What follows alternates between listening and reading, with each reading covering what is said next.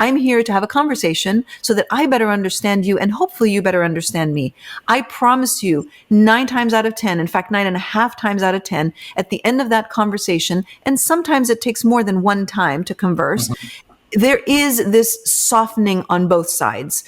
Especially on the more rigid side, because usually there's one that's a little more rigid, whether it is the left or the right, depending on the topic, right? Mhm. So the conversation then allows for a better understanding of the other point of view. If we can start there, it does take time, but if we start there, we will get to a point at some, level down the line where there is a little more give and take and a little more pull and push. Right now, even the mere imagining of being in the same place or having a conversation is 9.5 times out of 10 impossible. And I think that's the most dangerous thing. We are too eager to see the change. We're too eager to see the result. And we have zero interest to actually do the work that it would take to get there.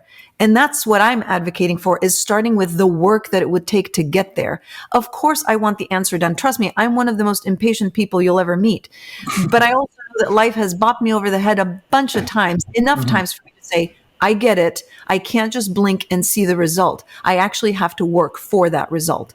And the work for that result is a starting point of validation, listening to each other, expressing our genuine feelings without anger, without resentment, without hate, and then hopefully reaching middle ground. That is how I've succeeded in the areas of work that I've done. But in the times that I haven't succeeded, it's because the other side was completely unwilling to sit down and have a conversation with me.